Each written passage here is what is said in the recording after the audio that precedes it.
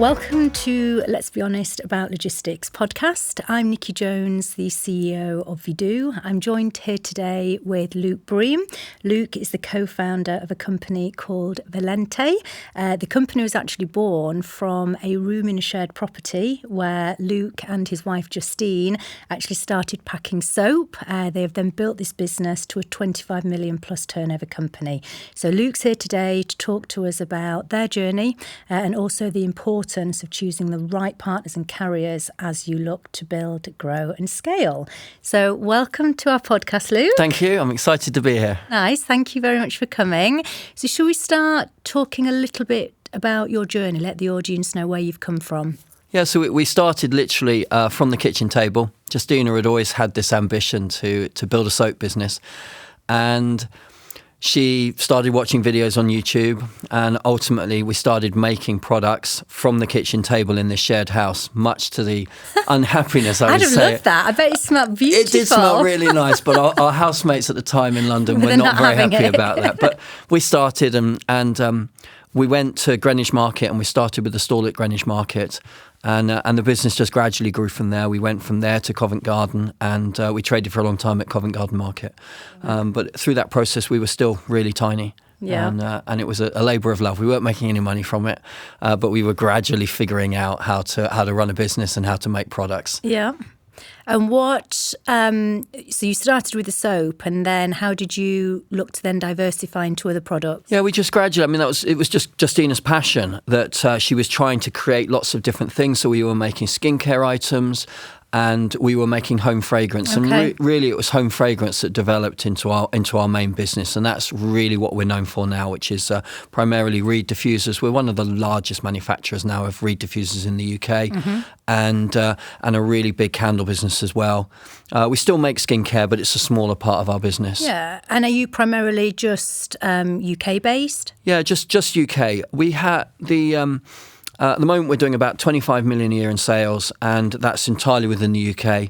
And we have dabbled a little bit in Europe, tiny amounts in America, but really so small. And if anything, since Brexit came along, we backtracked from that and really just concentrated in the UK. And our view is that we can do, with our current factory and distribution centre, we think we can do about 100 million from those sites, from those two buildings. So we think we can do that entirely from within the UK, and that will then position us to go for international growth after that. At the moment, we're growing at about 100% a year. So unbelievable, isn't it? And is it all UK based, manufactured here, everything? Yeah, the business is crazy in that respect. It's reasonably complex because we are developing the products from scratch. We are then manufacturing all those products from scratch in the UK. Yeah. We are doing all our own fulfillment, picking and packing and so on in-house. And then we deal with all the marketing of the business as well in-house. So it's that is not without its challenges. That's not just a labour of love now, is it? That's been hugely challenging. Yeah. And most businesses are not trying to do all those things at the same time. Yeah. And part of that was born out of, I think that gives you a lot more control, and it allowed us to scale when working capital was tight. So we were able to strip out a lot of costs from that, and also construct a business model that played to our strengths, and allowed us to grow with lower working capital than other businesses would perhaps have had. And how big is the team? How many have you got working with you? So now we've got just over 200. Wow. And to put that in context, so 5 years ago, so at the end of 2019, just before COVID came along, we had 5 members of staff, and we were doing about 500,000 a year in sales. Right. So the growth since COVID came along has been enormous. Why was that? So I think prior to that, you would have found us at consumer shows. So you'd have seen us at RHS Flower shows. You'd have seen us at all the county shows and the Ideal Home show and those kinds of events. Okay. And when COVID came along, all the shows were cancelled, and we had an online business, but it was pretty small. Okay. And we took the bounce back loan. We'd never had £50,000 in the bank before. It was like that was a bit like a dream. And suddenly the government gave us this £50,000, and we had this small online business. But we took the bounce back loan and put it into Facebook ads. Okay. And we'd never done any advertising before. And that first week we spent £1,000 on ads. And by the end of that first year, we'd spent nearly £1 million on ads. Wow. So, and that powered the growth. And there was a window of opportunity that I think wouldn't have been possible had COVID not happened, because it's hard to now to remember what that time was like. But essentially, the whole world stopped. Yeah. And all of the big brands who'd been spending all their money on advertising suddenly went, well, hang on, we're conserving cash. And you went the other way. And we went the other way. So advertising on Facebook is inherently difficult, and there's a big learning curve. And what happened was, normally you go into that situation, it's really difficult, and you're competing against big brands. Yeah. Whereas at that moment, all the big brands came off, and so it was easier. There was less competition. There was a natural move towards wellness and well-being and in e-commerce. So we had that advantage, and it was just the big brands weren't advertising, so it was cheaper. Wow. And we had a period of time of about 2 or 3 months in the very beginning when we first did it where it was easier. Had we not had that, I'm not convinced. And there's an element of luck in this story, because we just happened to be at the right point in our business with the right set of skills to take advantage of that. Well, that was effectively a turning point for your business 100%, then, wasn't it? 100%. Huge turning point. And I look back with immense gratitude, I suppose, because it's...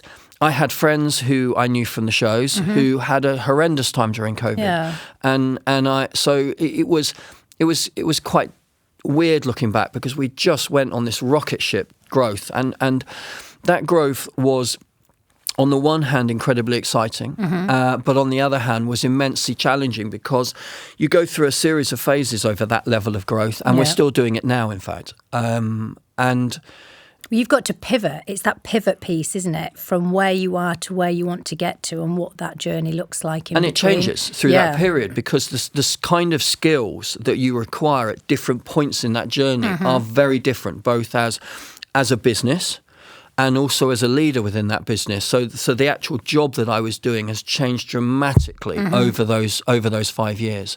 And I have an expression inside the business.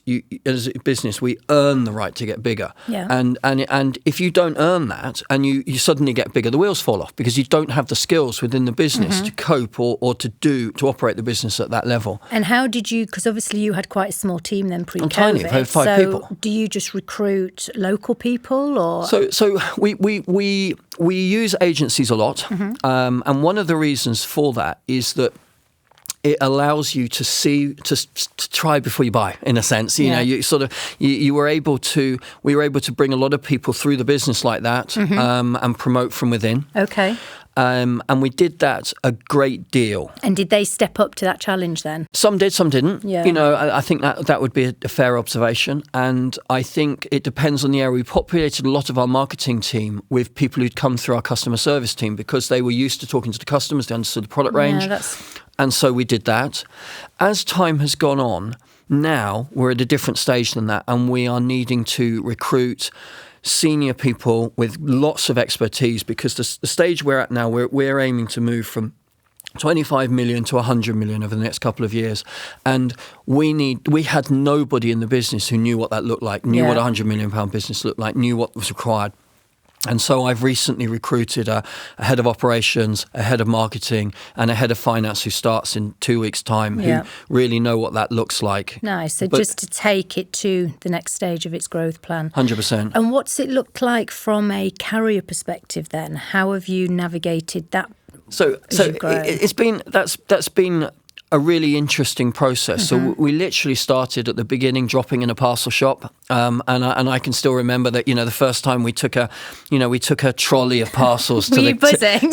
And we thought we'd hit the jackpot. We thought that was insane, and we were probably dropping off at the parcel shop 10 parcels or something, and that felt like this monumental thing, and it is a milestone. It is all baby steps, isn't it? And they are, and I think that's. It's funny. I love that expression. I think it's a Bill Gates expression, but that where people underestimate what they can do they overestimate what they can do in a year, and they underestimate what they can do in 10. And I think we're a living proof of that. Really, that it's when I look back, or if I looked forward, it would be impossible to imagine where we are now compared to then. And the truth of it is that although we had this objective to grow the business, it was really, we just came into work each day. We don't really set a lot of targets in the business because I think they lead to anxiety. Okay, yeah. And certainly for me, they do. And I think that what we tried to do very much, we just come into the business each day and try and make it a little bit better than it was yesterday. So you and Justine have a vision. You know you're going to get to where you want to be, but it's just the building blocks you just gradually do that. Day. And the carrier piece was a great example of that, because we recognised that we had a problem taking it into the shop. Like, this was not going to work. And you begin to look for carriers, and we started dealing with carriers individually.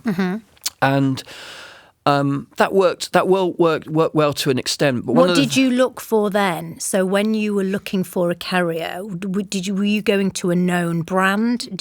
Was that the first route to market? Yeah, I think it started.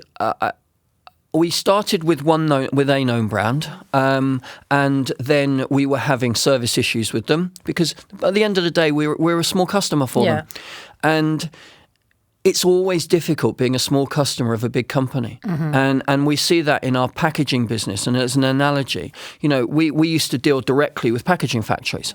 And what we found was that as a small customer, that leads to a lot of problems, because when there is a problem with it, they don't want to look after you. You're sort of bottom of the list. And what we went to was a very big packaging company. It was a distributor who then had the relationship with the individual packaging companies. So they were then a very large customer of that factory. So they then acted in the middle. And sure, we pay a nominal premium for that. But actually, it leads to a lot more peace of mind. And that shouldn't be the way, should it? Because look at you now. I mean, what are you shipping now? 2,000, 3,000 a day? Yeah, immediately 2,000 orders a day. And I suppose by the time we get to the height of peak, we're a very seasonal business. And I should think we'll hit 3,500 orders a day, 7 days a week. So that is a missed opportunity to not actually think, let's partner with these small companies and really look to build a solution and help them grow. Because small companies do grow. And I think it's interesting talking to one of our key partners who started with one delivery company, and he moved, and we ultimately moved with him. Oh, okay. I think I know who this is. Yeah. So I mean, we moved with John from DPD to Procarrier. Yeah. And that was based on the strength of our relationship with him and his belief in us. And he understood our business. Okay. And he was backing us. He introduced us to Proco. We would not have known them beforehand, and probably wouldn't have found them, but he understood the journey that we were on and could see that. And he when you talked to him about it, he said, I get told that same story by 10 different accounts that I would go in and see. They all say, we're going to grow like this. They said the difference was you've done that. Yes. And we try very hard always to do what we say we're going to do. As a business, as an individual, I try to do that. And I think that ultimately gives people confidence, and then they work with you and they back you. Because you need support. Yeah. So with the size of your business, as was, obviously when John was working for his previous company and then he introduced you to Procarrier, was it attractive for you then that they had that multi-carrier option? Yeah, hugely attractive. And it meant taking the same model as the packaging. It meant that we didn't have to deal with the individual companies. Okay. And that was massively valuable because we were getting access to the best rates. We were getting... we were sitting on the back of a big organisation that valued our business and was prepared to support us through that process. And they were small enough for us to have a direct relationship with key people in that business. Okay. So we weren't getting lost, but at the same time they were big enough to give us the support that we needed and the expertise. Because one of the interesting things for us as we've got bigger, when we were smaller, we had to figure everything out ourselves. So, we watched a lot of YouTube channels. We'd read a lot and so on. But so this is really truly organically grown then, hasn't it? Yeah, and we figure out everything out. And as we've got bigger, one of the interesting things is we're very much now leaning on, we see our suppliers, whether that's on the courier side or in products and so on, as being real partners, because they've got a level of expertise that we don't have. So the more that we can build those relationships with them, the better. And I think a lot of suppliers think it's all about price, and there's an element of that. But more than anything, actually, it's about security, and it's about that we're as a business not going to move over pennies, because in truth, the relationship is far more important to us. That when we need that help, that supplier is there, and we very much take the view that it's the long term. Because so you would pay a bit more of a premium to be around industry experts that 100%. Can pivot and 100%. help as challenges come. As that, and the expertise that comes with that, and the loyalty that comes with that. Because I believe if you show loyalty to suppliers, they will show loyalty in return. And when it's difficult, we'll get looked after, whether that's in access to raw materials or getting something shipped. That makes a big difference. But this is working. I mean, you've gone from 0 to 25 million turnover. Yeah. You've got ambitions now in the next 2 years to be 100 million turnover. Yeah. So you need certain levels of experience to help you get to that next step. 100%. Nobody knows everything, do they? No, and we definitely don't know. It's like we really are still figuring out every single day what tomorrow looks like. And I think it's growth is immensely challenging, but there are companies doing it. Yes. And I think in the UK, certainly, we're not that good at growth. It doesn't. Our culture doesn't necessarily celebrate that, and growth is inherently risky as well. And I think that big companies can reach down and help and pull good companies up behind them, and we've certainly had that from our key suppliers. We've had an awful lot of support, and support doesn't just come in financial ways. Part of it, comes in backing us and believing in what we're doing. We spend a lot of time having suppliers come and spend time with us, understand the business, understand what we're trying to do, because that way we become a known commodity, and we try and always to be trustworthy. So we try and do exactly what we said we do for the supplier. That's interesting, because one of my previous guests, what was the word he said to me? No involvement, no engagement. And I thought, actually, that's key. Whatever partnership you're doing, if somebody's not on board with your journey and what you're doing, they're not engaged, they're not really going to be putting a plan in to help you build and grow and scale and understand where you are now and where you want to be. So that resonated when he said that to me. We see it as a two-way street, though, as well. So we are very much having conversations with our suppliers to see how we can make business easier for them, because ultimately sometimes customers can behave in ways that are actually make it unprofitable for their suppliers. We try and do the polar opposite of that. So we're always asking the question, how can we strip cost out for you? How can we make us easier to do business with? What are we doing that is actually making it more expensive to service us or more difficult to service us? And that way, it becomes a win-win situation, because ultimately, if we can strip cost out for our suppliers, they're going to pass that on to us eventually. And you're passing that on to us as consumers. 100%. I mean, I said to you, obviously, prior to you coming on, I acquired some of these products and I could not believe the price point. I mean, I am an avid candle diffuser, wax melt lover. Any birthdays or Christmas, that is all my family buy me. Yeah. And I literally went on, I thought, there's no way that can be priced at that. Yeah. So is that because you're passing sort of a trade price on to me then as a consumer? 100%. So our business model was designed to do exactly that. Right. And at every stage, we don't sell through retail customers. Right. And that was partly borne out because... So none of this would be seen in a shop? Shops, it's no. directly to consumer? Yeah, direct to customer. And that was borne about because of our growth, the way our financial model we had. We have no outside investment. It's I own 100% of the business, and that we never had enough money in the business. So you're constantly trying to figure out. Cash is king. Cash is scaling, isn't it? Yeah. And we we created a business model that was able to support the growth within the funds that we had. Right. And so one of those things was we didn't sell to the trade. So we developed a ability to sell direct to the customer without that. And I've always felt that this space is overpriced. Like we ran an advert for a long time. Are you fed up with overpriced diffusers that don't work properly? And I think that there's an element of that in the industry where it's just the prices get really inflated, and it doesn't need to be like that. And so we strip out that. And so initially, people will say they just can't believe the quality for the price point. I mean, even the boxes were like I can't describe it, like a softy, and even the experience from opening the box, and it had the personalised message inside, and it was an experience. I thought, wow, this is cool. Then I got free gifts. Couldn't believe I got free gifts. And I just thought, do you know what? But we want it to feel special because it's, with the best will in the world, like nobody makes real money from a customer who shops once. You can always discount your way to the first transaction. Like someone will try you, but they're not going to repeat purchase unless they love the product. And so in our business, we make our money from people coming back time and time and time again. And that's how you build a sustainable business, by looking after customers, giving them a great product or great service, and then coming back and repeat shopping and telling their friends about it and their family. And I've told all my family.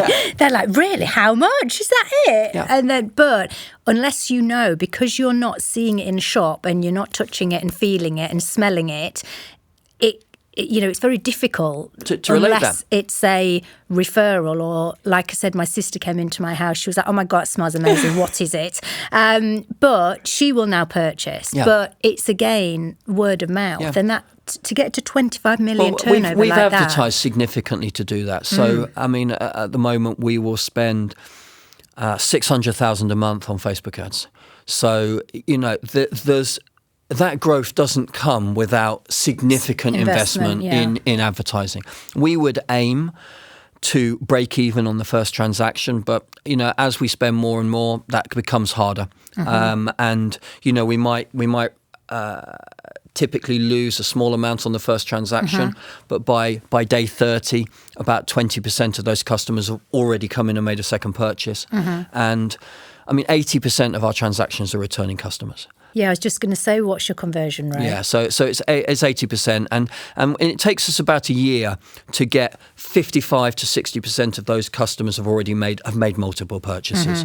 So that underpins the growth and gives us a lot of confidence to invest in new customers. I mean, the only way that you grow a business is to acquire more customers or to have those customers spend more money.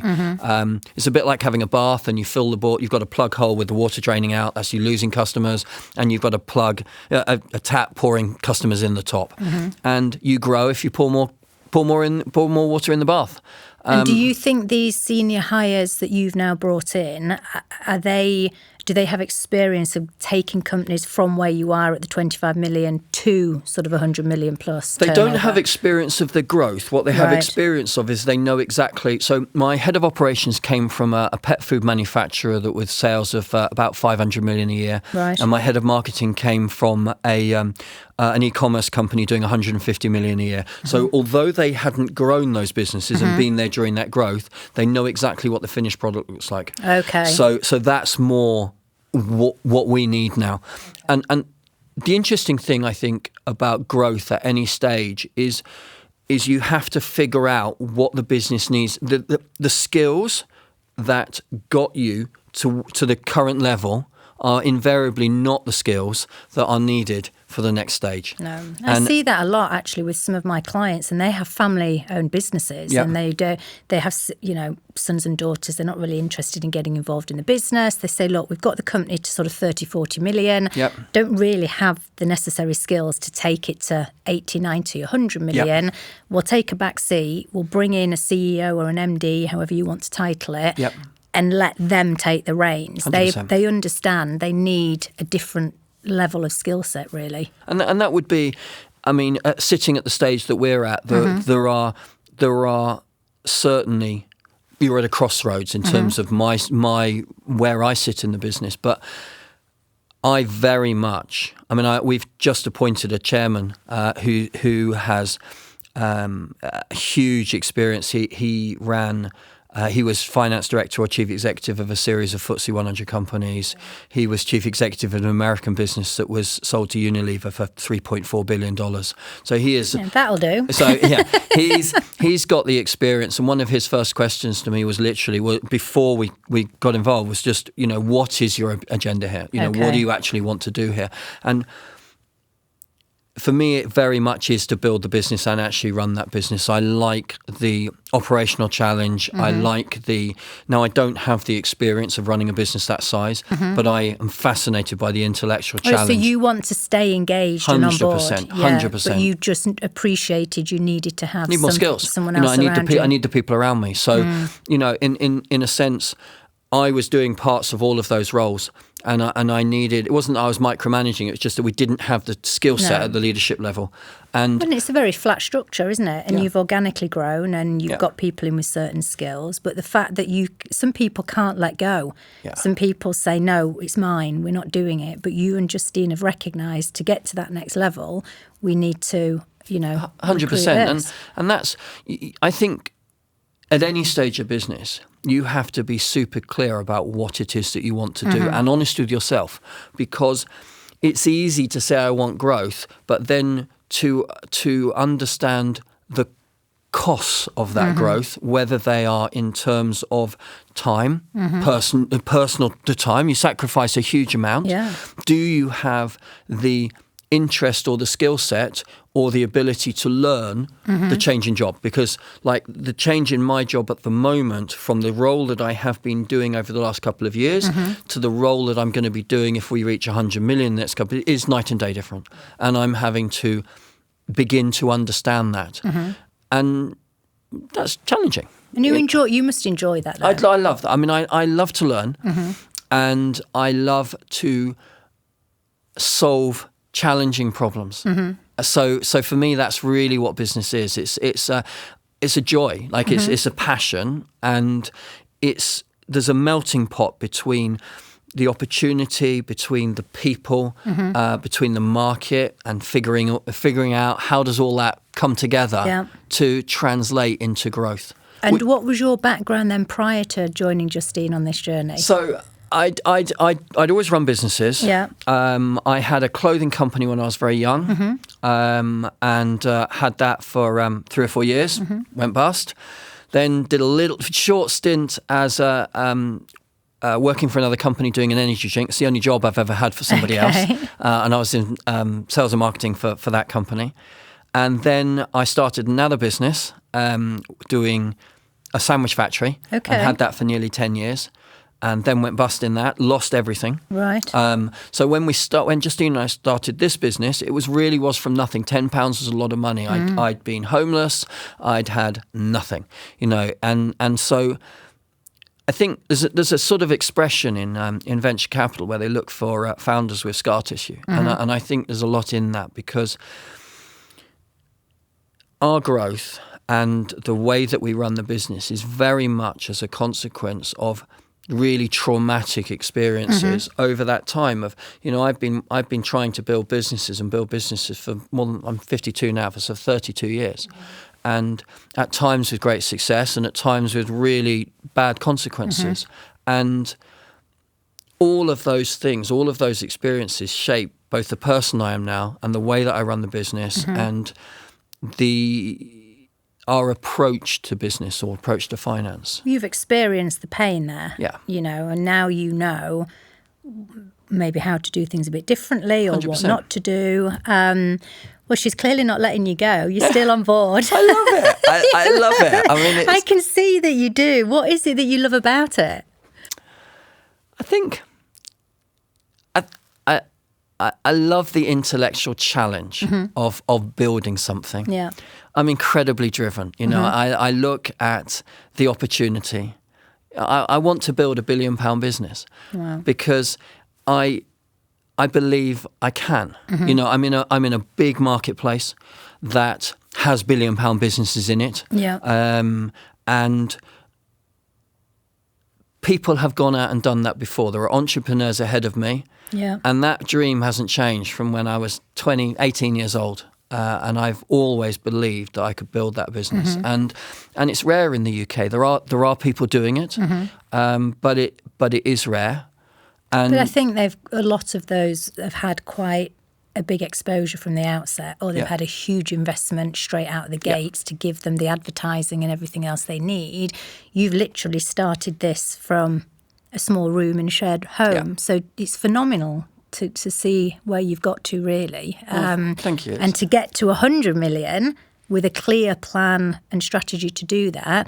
I mean, do you think you will use the same carriers? Do you think you'll need to diversify in terms of what you're doing? I think within it all changes after 100 million. I think until we reach 100 million, we can do that from we've got a 40,000 square foot site. It's split between two buildings in Cheshire, and that gives us the capacity both to manufacture the product and do our fulfillment for the UK. Yeah. Beyond that, everything's up for grabs. Changes, it's all changed. Yeah. We won't be able to manufacture more than that in our current site, and it really depends on where the future lies. The American market is so much bigger for home fragrance than it is in the UK. That is the obvious choice. You've got the Middle East, and Asia, which are very interested in fragrance products.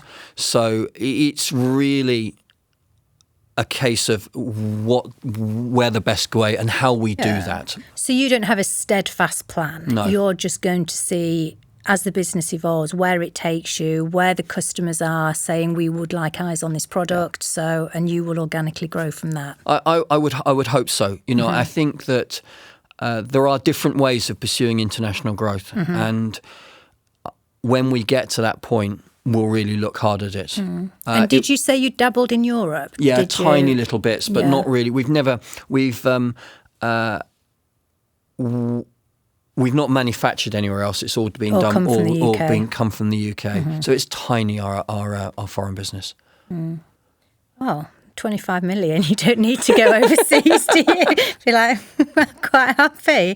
So do you have a plan then for these next couple of years? So with this new team that you've brought in, to go from that 25 to 100 million? We can be because of so much of our business is repeat business. Yeah. So typically what happens for us is that whatever our peak week is the previous year turns into our peak week to our average week the following year. So last year, for example, our peak week was 585,000. And what, parcels? No, £5. Sorry, pounds. Revenue. Revenue Okay. in the week. And this year, we're already beating that. I mean, last week we did 620,000, so we're already up there. We expect to have our first £1 million week as we come into Christmas. So that would then mean that we can be, because of the number of new customers, we acquire between 600 and 800 new customers every single day. So what do you class as your sort of peak week? Is it very much around sort of Valentine's, birthdays, Easter, Christmas? It's very Christmassy. Right. So we would, our customers are female, and they are typically 40 plus. There is a whole world of the younger female consumer there, but we're not really tapping into that at the moment. And they will buy. Normally, when we've analysed it, 2/3 of our transactions are shopping for themselves, 1/3 are gifting. That's it. So they will buy for themselves during the course of whenever they join us during the course of the year. They'll be buying for themselves. Then they get into the Christmas and they're buying tons of gifts. Yeah. So and we would tend stocking fillers and things. Yeah, it is exactly that. And we would our peak week is typically last week of November, first 2 weeks of December. It varies. Some years it's been around, but it's always around that period. Very good. It's very exciting, isn't it? Thank you. You must be chuffed with yourselves. Yeah. It's hard. It's hard. But I think you probably sometimes don't take a breath and think, actually, look what we have created, because you two are so in the day-to-day and you're building, growing, scaling, head down. You've got challenges that you're facing. I think you've got challenges every day. But I think that's true in any business, in truth. Any business, look, if you are comfortable where your business is, you're going to have a pretty comfortable life. But if you are pushing that business, you are going to be working at the cutting edge of your knowledge. The moment you find yourself working in that position, it is deeply uncomfortable. It doesn't matter whether you're exercising. Whenever you are working at the limit of your ability, whether it's intellectual ability, knowledge, or physical ability, it's uncomfortable. Yeah. And the faster that growth is, the more you're exposed. So, someone might be comfortable spending, 5 days out of 10 at the limit of their ability. We are spending 9.99 days out of 10 at the absolute limit. And that is not for the faint-hearted. No. So people will look and say, God, I would like that. I would like that growth. I want that. But I turn that around and say, do you really want that? Do you want what this looks like? And what that looks like is immense pressure, say, on my wife. That is, I start work at 4 in.the morning. I work right the way through. What are you doing all day? So most of my time actually is spent. I tend to work on the area of the business that either represents the biggest opportunity or the biggest challenge at any one time. So increasingly, my time is spent. I do a huge amount of research and reading. I'm so bringing it's more strategy that you're looking at. So I'm bringing in a lot of the knowledge and ideas that my team will then implement. So I'm really looking around. I spend most of my time on the finance piece of the business and then on what the future of the business looks like. Okay, I thought you were going to tell me you were in the warehouse at 4 a.m. Have those days gone? I've done all that. It's... Yeah, we operate 7 days a week. We have 10-hour shifts. And, there isn't a job that I haven't done inside the business. But I think that's the beauty of your success. You've got to be in your business to get your business to where you want it to be. And we did a podcast with a fulfillment business. I was telling you earlier. Yeah, you were. And that everything is great from a social media perspective, more so for you because you're primarily UK domestic, so you need and you don't have a presence in the shops. But that experience, when I opened your box and it had, the little note inside and a little bit about your journey, and that is actually quite rare these days. But I think because you're the ones that have been there, you've packed your own products, you from the very beginning, you've been there every step of the way. And we know the customer very well. One of the things about e-commerce companies, I think generally, is they're not very close to their customers. There's quite a big disconnect between the customer. Whereas before we got into e-commerce, I had spent nearly 10 years, 4 days a week, standing on a market stall or standing at a stand at an event, talking to hundreds of customers and hearing their experiences about using our product and our competitors' product. Okay. And so we were very close to that customer and their interactions with it. And I think... And it comes back to the piece you mentioned about couriers. The reason that we are so loyal to our suppliers is we keep them close, and they stay close to us because they recognise that that's what we value. So we have a very close dialogue with them, and do they give you ideas then? Yeah, 100%. Right, so they're not just doing what you're asking them to do. No. They're coming to you and saying, where do you want to be? 100%. How can we they're help telling you? us what's going on in the market. Okay. They're telling us what other people, not necessarily, they're not giving away confidential stuff. No. But they're saying, maybe you should be looking at this. Maybe you should be thinking about this product. Maybe you should be thinking about this glass type. Maybe you should be considering these different timings or these different equipment or whatever. That's interesting. They are recognizing that if they steer our direction, they'll do more business with us. Yeah. So it's in their self-interest as well. Of course, yeah. They're not being altruistic here. No. But we're very open to that because we don't think we know it all. We barely think we know anything. No. And that's the honest truth. So every day you're learning. And if anyone's going to come to you and have knowledge of certain areas and are an expert in their field, why would you not take advantage of that? 100%. And it's we're a bit like magpies, and we look round all over the place. People used to tease me when we did shows because they would call us the imitators because we would see someone doing something and think, oh, that's a good idea. We'll try that. We'll try that. We'll do that. But it is trial and error, isn't it? Is. As long as you believe in your product and you two have got an unquestionable work ethic, which a lot of it is your work ethic and your commitment to the cause. And stubbornness. Actually, there's a sort of bloody-mindedness about it, where you're just like, we are going to keep moving forward. We are going to make this. We're going to make this work. We are going to figure out the challenge. And been times when the challenges just feel so immense, and you think you can't possibly either get through that or figure out a solution to that. But you inevitably do. But you do. Something There's comes always along. a solution. There's always a way. Yeah, I think so. And I think that is both the fun and joyous part. And we do smile a lot and laugh a lot. Yeah, because life's too short. You might as well enjoy the process. And I think most stress is born out of a lack of control. Yeah. Whereas actually I feel like I've got an immense amount of control because I shape the direction of what we do. And ultimately, I never forget, it's a choice. You know, at any moment I can say, all right, I'm going to take my foot off the gas. I'm going to stop pushing this hard. I choose to push that hard. Yeah. And so...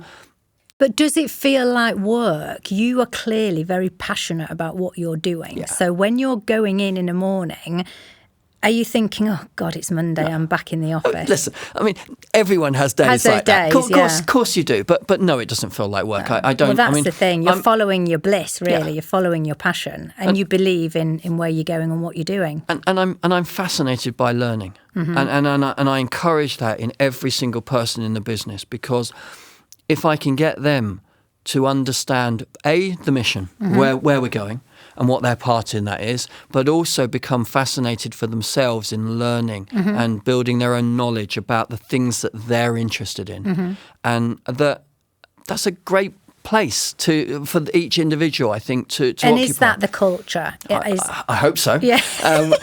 Are they inquisitive? Yeah, Are they always wanting to learn? It's... And those are qualities that I look for in people. So I look for resilience and a toughness. They need to be pretty robust. We're a reasonably robust environment. We don't sugarcoat stuff. We're pretty honest. Like when it doesn't go well, we're pretty honest about that. But I look for people that can handle that and just understand that. And adjust and adapt and the bulk get of it it's right. hard work. Yeah. Are you prepared to work that hard? And we now, as we've grown, we have two types of people in the business, I think. We've got one group of people who just want to come into work and do a good job.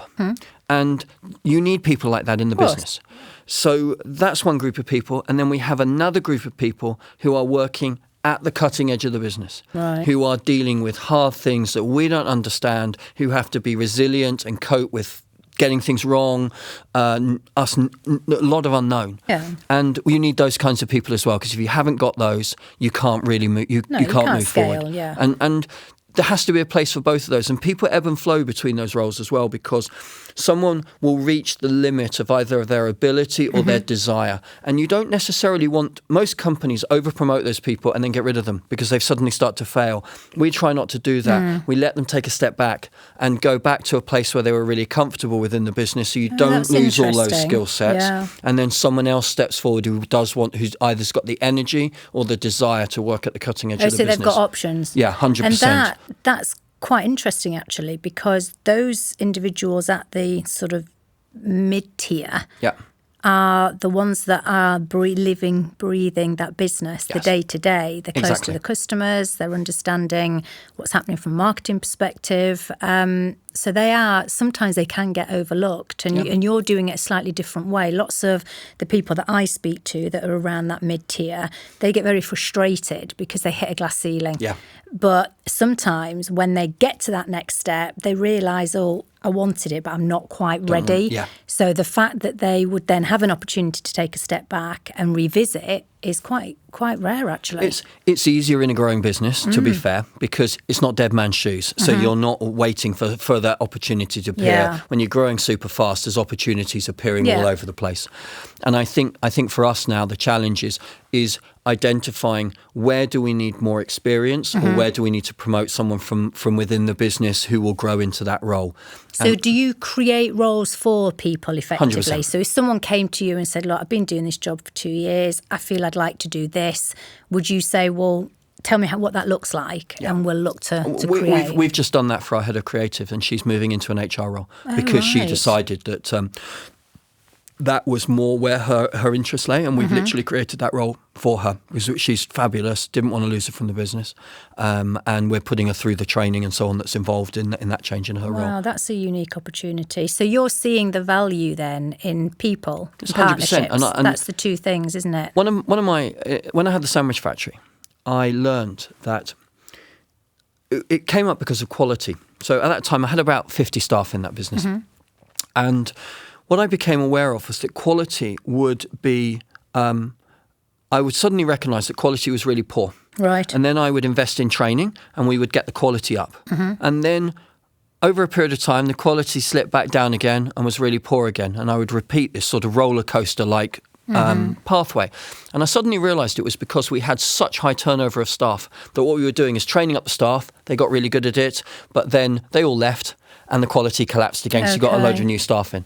And I learned from that it's far better to get the right people into the business and then hold on to them. So we have very, very low turnover of staff. Once people are settled and with us, we're quick to get rid of people at the beginning if we feel that they don't, they're not culturally right for us. Yeah, or the work ethic's not right. Not there, or just, we like nice people fundamentally. Like it sounds a little thing like you can teach people to do a job. A task, right? What you cannot teach someone is to be nice, and you want to be around people that are nice to be with. Also, the right work ethic. You can't buy enthusiasm, and somebody that's wanting to give it a go. They're passionate about it. They want to learn.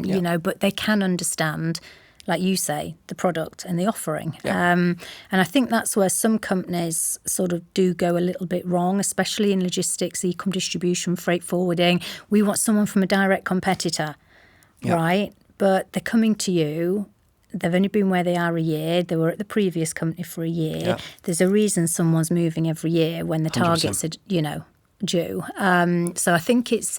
A lot of my clients have actually, not only in the UK, but also sort of Europe, US, Dubai, and other countries, they're actually hiring for individuals now. So they're saying, look, we get that they've only got 12 months in the industry at a low level. We think if they go through our academy or we put them through a dedicated training course, we'll get the best out of them. But they're also finding those people are more loyal 100%. Because they've been given an opportunity. And they know the business better. The longer you hold on to people inside the business, even if you move those people around, they ultimately get the culture. They've got more experience. There's less training involved. Yeah.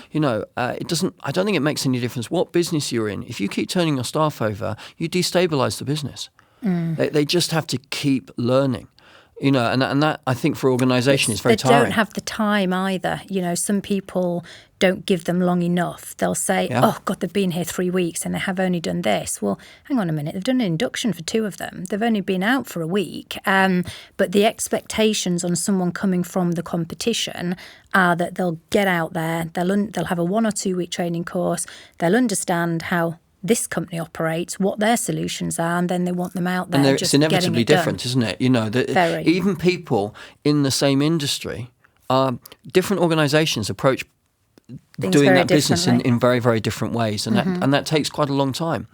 So do you feel, you've not sort of looked at companies who you feel you compete with per se from a wellness perspective. You've just looked at individuals locally that have got that right attitude. Is that how you've grown it today? We've not recruited anyone from inside our industry. Okay, that's interesting. Was there a reason for that? No, not particularly. If we'd found them, we would have recruited them. So I think recruitment is a challenge, and we'd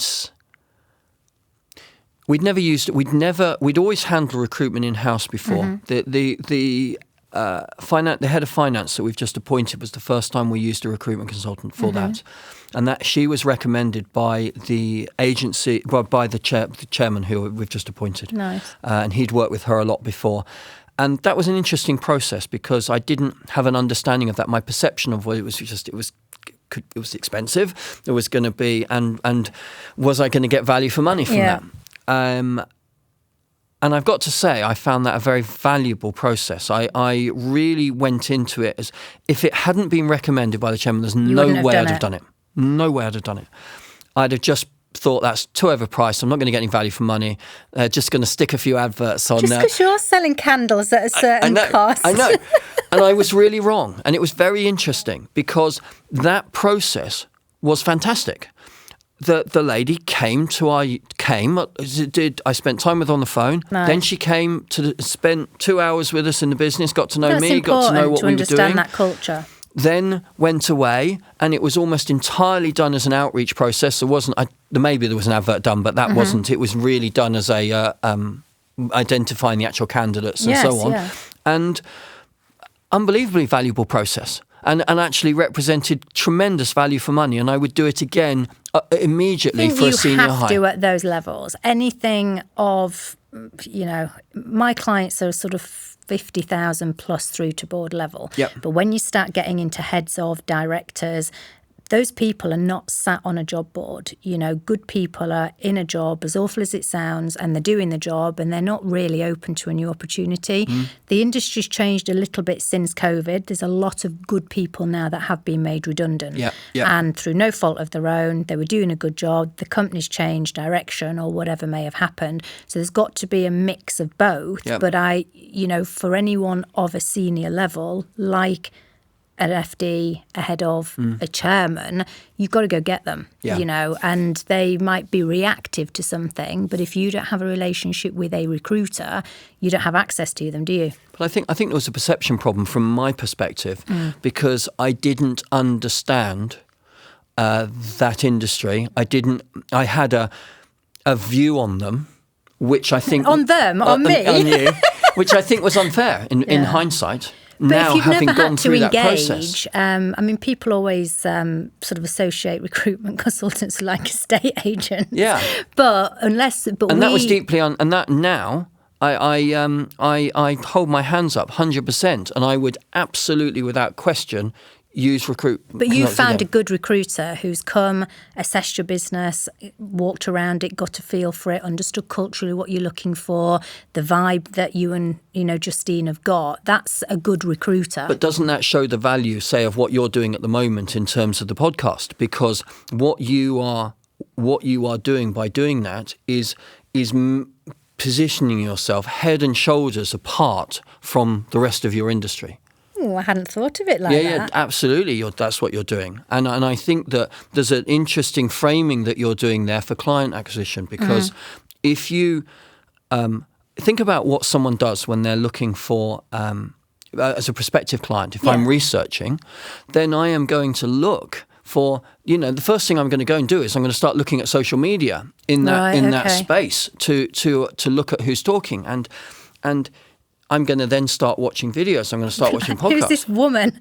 Who's this woman on these podcasts? But I think it's very interesting what you're doing. I think you will find. I didn't think I just said to you earlier, it came as an extension of our brand, of people saying to us, "Oh, you should do a podcast. You've got contacts within logistics and retail and SaaS, and why would you not be sort of sharing?" But it's got such value for you in client acquisition. So I think you'll be really surprised in 6 months' time or 12 months' time, how the benefit that's going to start to bring when you start asking customers and prospective customers who searched you out. And I think that you want to think of it in that context. So really the podcast, to my mind, is about client acquisition. Yeah. So you're perhaps thinking about it as giving value to your customers. Yeah. I would think about that slightly differently, because I think if you can think of it in terms of credibility for prospective clients, you're showing your expertise, and suddenly you are no longer an unknown quantity. You're not being compared to your competitors. You are doing something completely different to that. I think you'll find it immensely valuable in 6 or 9 months' time. Come and work for me, Luke. Come and help me scale. Well, Justine will be like, "No, we're too busy. You're not having him. You're not having him." Well, I think we've covered a lot of ground here. Your story is super interesting. I find it very interesting how you said you've had 2 businesses prior that have failed. So the amount of very successful people that are multimillionaires that I either have on my podcast or I know from within the business world, they've had 2, 3, 4, 5, 6 companies that have not worked. Yeah. And their resilience has been there, their commitment's been there. They've always had a certain level of belief. Maybe that wasn't right or that's not right, but I will do it. And I think like one of the CEOs that I had on previously, and he was in a similar situation. And I said to him, what was the pivot point? What was that turning point that made you say, I'm done? And he actually said to me, because I wasn't happy. So I think happiness, like you say, you want people to be nice and you want everyone to sort of have a good going on within the business. That's actually quite a key thing, isn't it? Yeah, believing culturally. in it and being, happy doing what you're doing. One of the nice things about being in charge is you can decide what you want the culture to be. Yeah. And if you leave a vacuum, there'll be a culture anyway there. Or you can very much shape a culture. And I come at it from the perspective that I shape it in the sense that it's the vision. Like the business I'm trying to build is very much a product of my own beliefs of how I want to treat people, how I think I want to treat customers, and culturally. I think you build a culture. I think so. And the fact you're in the business, there's lots of business owners that are not in that business day to day. So you being there and Justine being there, nothing's getting past you. You're like, this is how we operate. You're in or you're out. These are our beliefs. This is how we want you to engage. And some of those things we don't compromise on. No. It's and you have to decide what the values are. We're a values-driven business. It may not be written on the wall, but there are values there about honesty and integrity and work ethic that are non-negotiable. And it won't be a discussion. It'll be just like, no, this isn't the right place for you. Yeah. And it doesn't matter how. Because it only takes 1 or 2 sort of bad eggs 100%. to really. And and if you let it slide, you pollute the company. But you set a precedent, you're like, because you're so open and honest and transparent as a business from the get-go, you're like, this is us, this is how we operate, this is who we are, you're in or you're out, And look, we do some strange things, so I mean, like as an example, like, and some of our stuff, it's not all fluffy. No. So, one thing that we do culturally as a business is we don't pay anything more than statutory sick pay. Right. And, which is pretty at any level of the business. Right. And the reason I take the view on that is, like, if you want to earn money, come into work. Yeah. Right? And that may be old-fashioned, right? But I don't earn any money if I don't come into work. Yeah. And needless to say, we don't have a sick problem. Really? But I can see by the way that you are, I know you're telling me you've got that approach, but if one of your people within the business, who's been with you for a long time, was off long term for 2 or 3 months, you would 100% look after them. 100% we would. But exactly, we would. So I think they understand that. Yeah. So they've got the level of respect. And we actually have an individual in that exact circumstance at the moment. So we find a different way of looking after them. And I think you then set it's easy. You set the bar. You set the bar of where that bar is. And I think, we're not a remote working culture either. Right. For the same reason, because I think that we need to be together. We need to be in work, collaborating. It's funny, a lot are moving back to that now. 100%. There's huge value in it. You want to be hearing what's happening around you. It's important to be You want to share the culture, present. you want to be talking, you need to be present, you need to be there. And so we are not a remote working culture at all. We have a few members of our team who are remote working developers, computer programmers as an example of that. But beyond that, they're not essential part of the day-to-day per se with the not. Customer piece, are they? They can do that from the back. So I think, again, you have to figure out inside the business what's going to make the difference. Where do you can't. It's not about fighting every battle. It's about choosing the battles. Choosing what you want to define yourself by. Like, what are the things that we really feel strongly about that we believe are are massively important to us. But it's working. Your employee retention rate, It's really high. Super high. Yeah, it is. And actually, the last person who left came back. They left after 3 months, and they went away. And then, did you let them come back? Yeah, because she's great, really good member of staff. She actually left because we'd gone over to a 4-on 4-off shift pattern, right? And that didn't work with her current setup, setup, and so she left. And then we gave her the opportunity. She then approached and said, "Actually, can I come back?" And we gave her a different role that was a 5-day week job, having the gumption to come back. I was just going to say gumption. Yeah, that's a really funny word. Yeah. Not many people use that, but to actually have that gumption to do that, she could have just thought, "Oh God, I'm not going to ask the question." So that actually does demonstrate the culture you've created is very transparent. The fact she thought, "You know what? I'll ask a question." They can only say no. And we have a warts and all. I encourage my team to say it as it is. Directly to me. If they disagree or they think we should be doing something different, I just encourage them to say that. I won't always agree, but I'll always listen. Yeah. And it's you need that. Like all I can ever hope for. I love that Roger Federer stat where he won 54% of the points he played. Right. So that's 46% he lost. Yeah. The greatest tennis player in the world. And I take the same view in business. About decision making. Yeah. If I can be right 54% of the time, that's really, really good. Because we get so much wrong and we don't dwell on mistakes particularly. We try and unpick what we got wrong, why it's gone wrong, and then we try and do it better next time or differently next time, not to make the same mistake. We do sometimes make the same mistakes. Let me put it out there, but we try not to. Oh, my days. Well, I think the sort of top and bottom of it is that it's about people and it's about partnerships, isn't it? Yeah. And having a belief in what you're doing, choosing the right partners from a carrier perspective, because there's a lot of retailers that will have been where you are and they're probably maybe working with a multinational that's got its own network and possibly feeling the frustrations you were feeling, not being heard, not being able to get competitive pricing because you're not doing enough volume.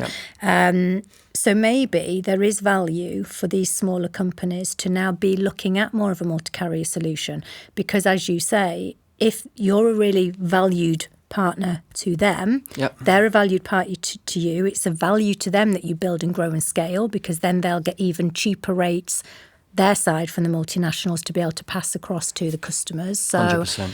I think a lot of the retailers that we work with, we've got a lot within the sort of apparel space, retail, wellness, beauty, vitamins, who are sort of starting out. And to see that you've gone from here to a 25 million turnover with investment to now get you to 100 million turnover in 2 years is a pretty incredible story. Thank you. Nice. Now, before we wrap up a podcast, we do have some funny questions. Okay. People just like to know a little bit about the individuals. So are you happy to answer these? Of course. Yeah, definitely. Right. Are you a morning person or night owl? Morning person, You're definitely. Morning. 4 a.m. start. Oh, of course, I do remember you saying that.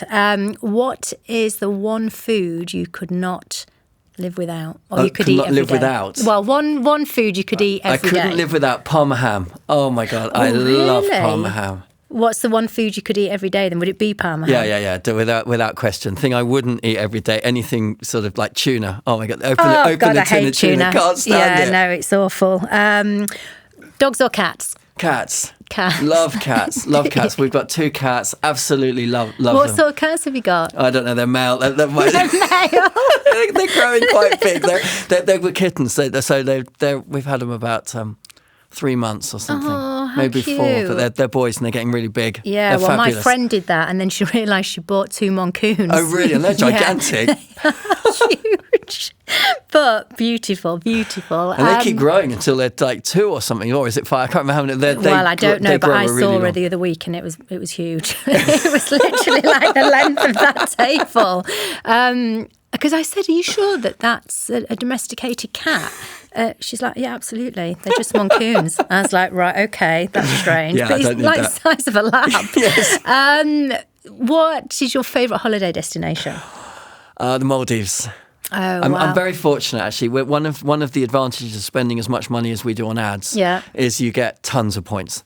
For flights? Is that with your Facebook ads? Flights and accommodation, and so we mix them up between flights and Marriott for the points. Oh, very good. So we go to the Maldives a lot. So we probably spend 80 to 100 nights abroad.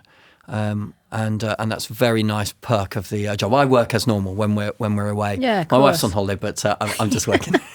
Well, she's the inventor. She's exactly. The creator. What is there a book or a podcast or a film that's really inspired you on any of your sort of journeys in business? I think favourite film would be Top Gun.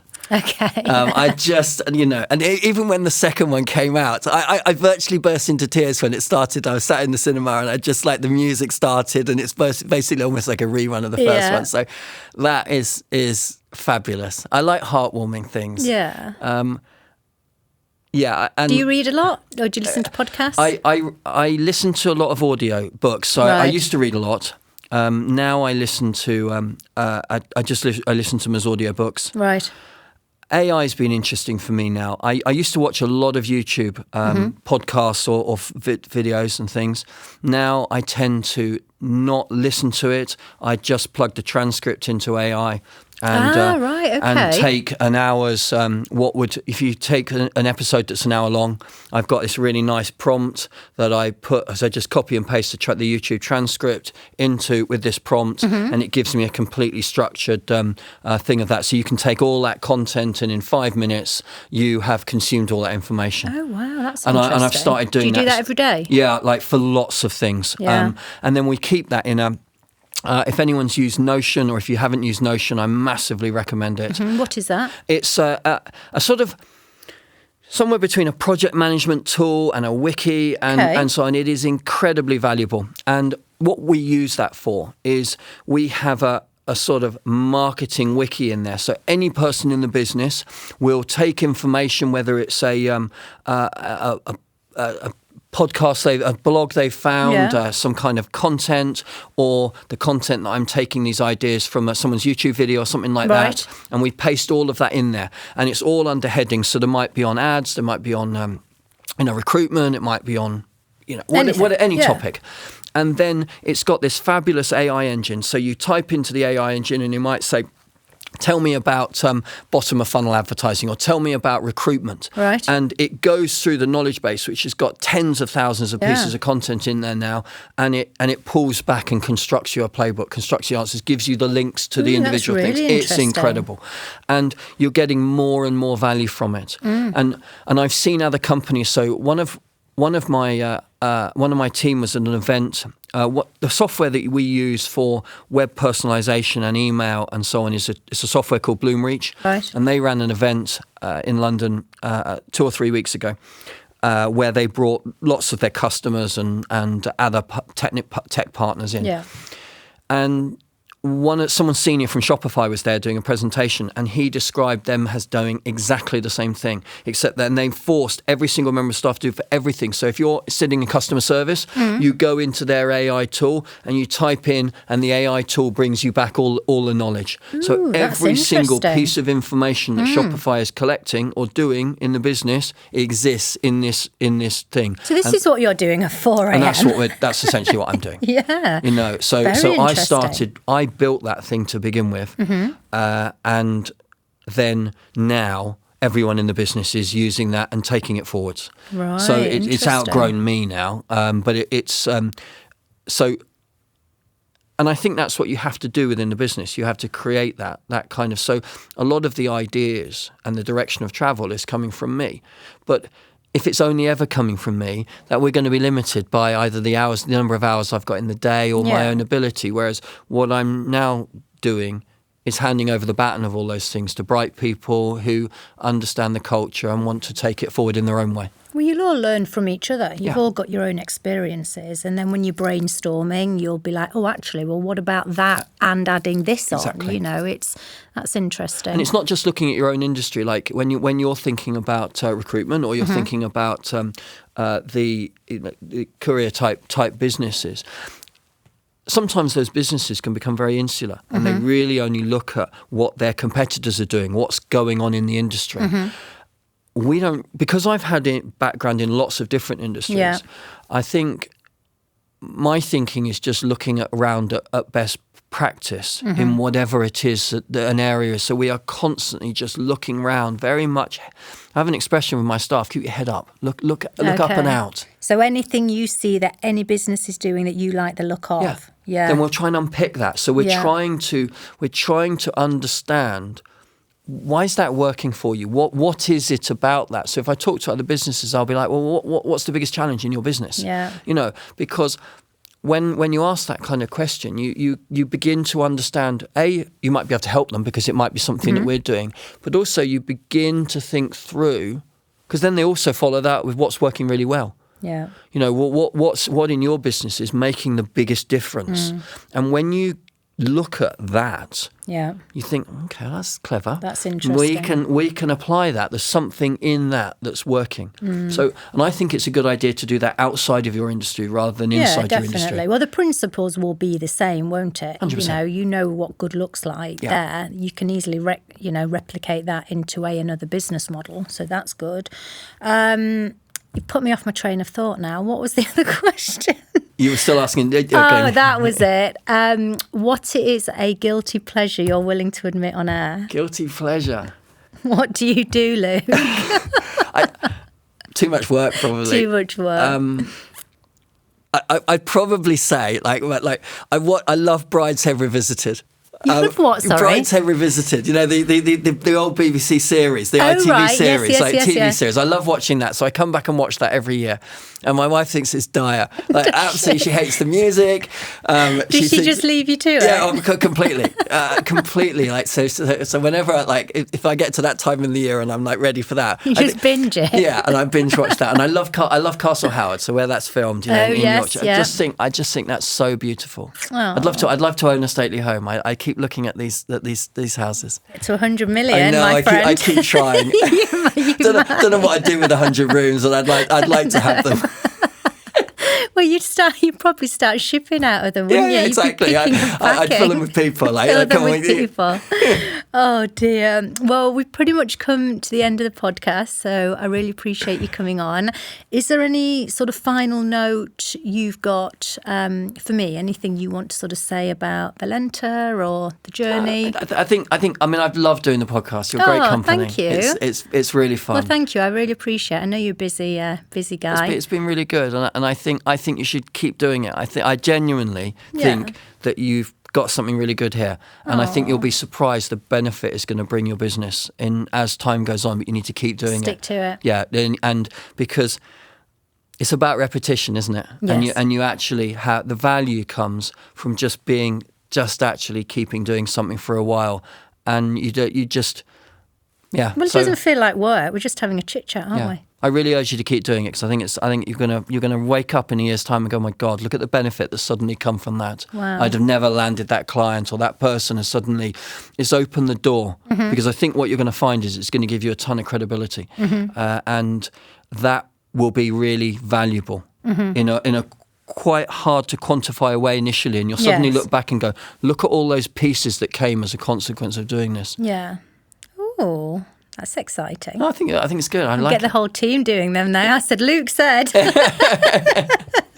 Well, thank you for coming, Luke. I really appreciate it. Thank you very much. Thank you.